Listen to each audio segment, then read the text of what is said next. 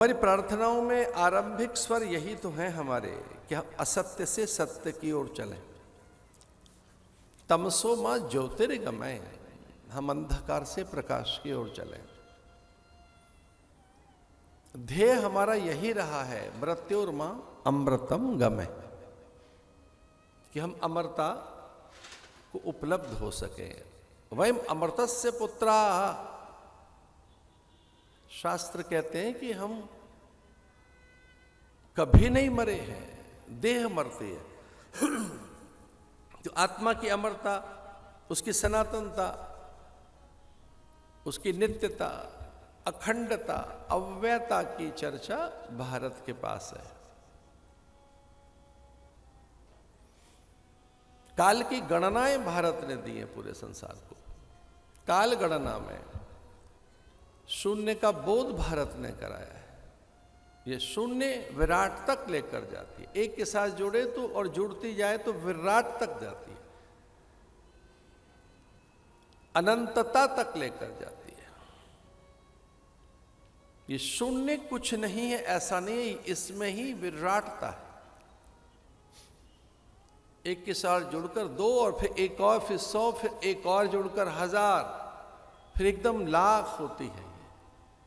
ये करोड़ होते हुए, असंख्य असंख्य होते हुए, ये पद्म और ऐसे होते हुए अनंत होती है।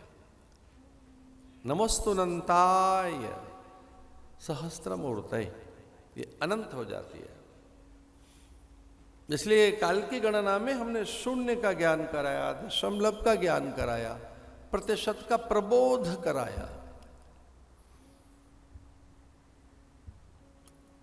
आज भी संसार भर के गणितज्ञ, आविष्कारक, विचारक, अभियंता, चिकित्सक और आर्टिफिशियल इंटेलिजेंस की हल्की फुल्की समझ रख रहे लोग, वो कहते हैं क्या आर्टिफिशियल इंटेलिजेंस की बात करते, उसके पार सत्यता का ज्ञान जिनके पास है वो भारतीय है।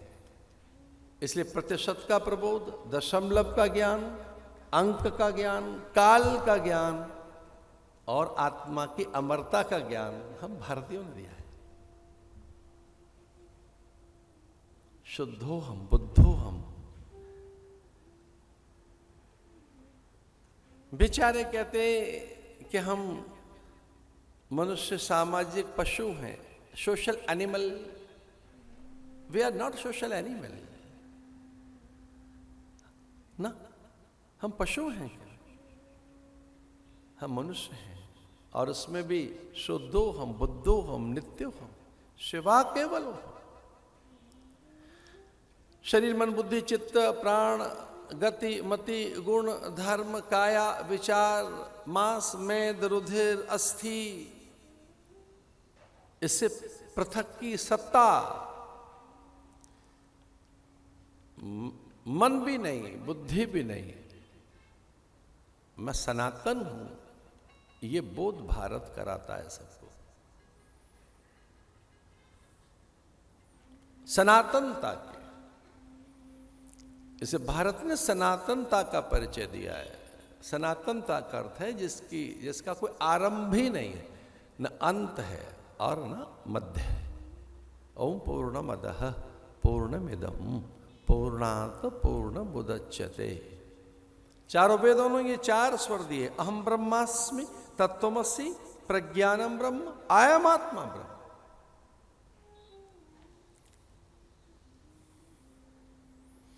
आदि कवि वाल्मीकि को ब्रह्मा ही माना गया है। इस रामायण में वाल्मीकि देखने में वाल्मीकि है, अन्यथा तो वो स्वयं ब्रह्म है। तेने आदि हृदया कवे मुह्यन्ते यत् सूर्य, शास्त्र ऐसा कहता है।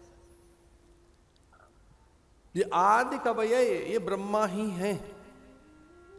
वाल्मीकि रामायण में, रामायण के रचयिता, जिसने राम से परिचय कराया पूरे विश्व को,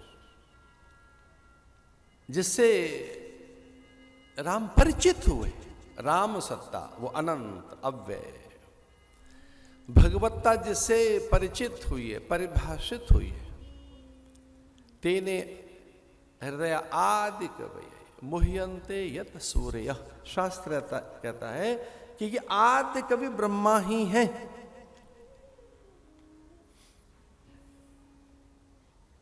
वंदे कवीश्वर कपीश्वरो, ये कवीश्वर कोई और नहीं, स्वयं ब्रह्मा है। कपीश्वरो, ये कपि हनुमान कोई और नहीं, शंकर स्वयं केशरी नंदन, तेज प्रताप महाजग वंदन, इसलिए स्वयं केशरी नंदन। स्वयं अनेक स्थानों पर है, अनेक प्रमाण हैं कि वे एकादश में रुद्र हैं, किम पुरुष हैं।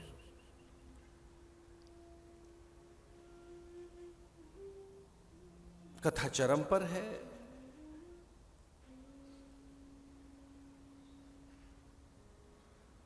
भरत विजयी होके लौटे हैं।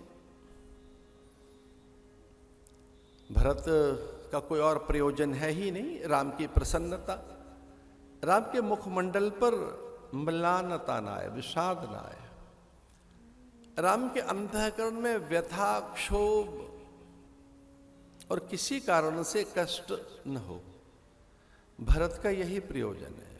भरत महात्मा है और महात्माओं का स्वभाव ऐसा ही होता है, वो मनसा वाचा कर्मणा किसी को व्यथित नहीं करते।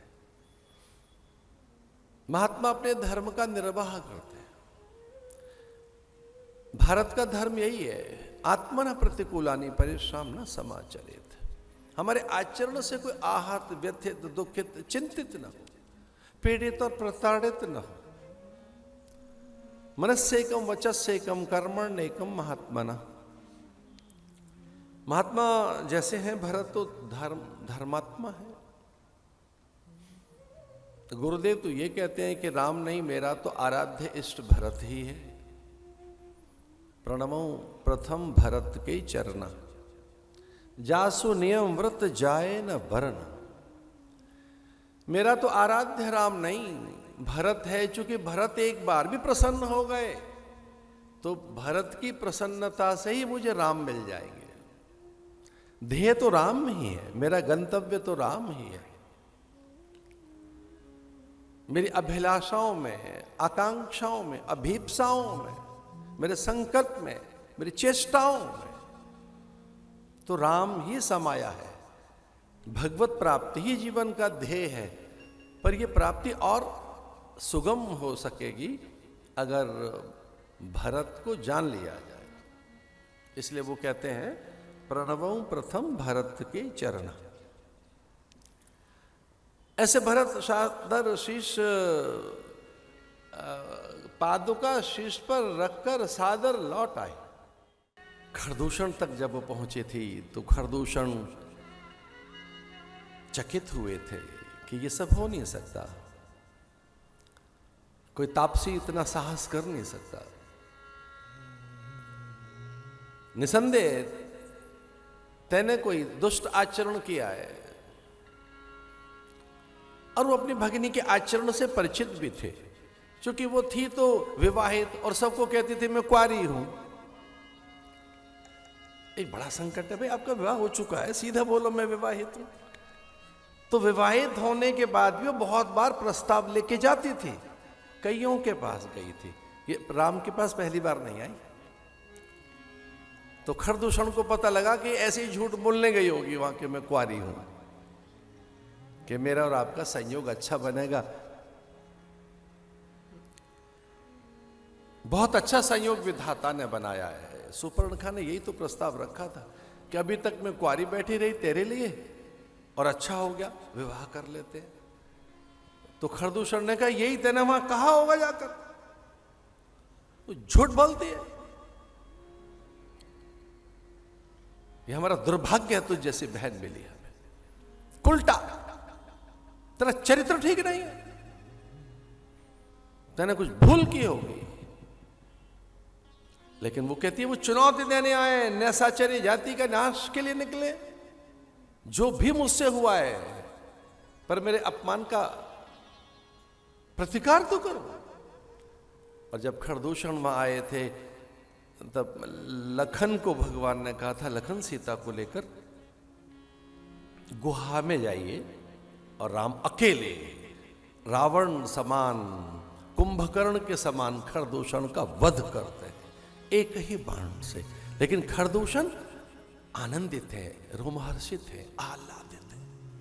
वो विनय कर रहे हैं, प्रणाम कर रहे हैं कि हम अपनी भगिनी के कारण निसंदेह बाण लेकर चले आए, लेकिन हमने तो आपको पहचान लिया कि आप हैं कौन।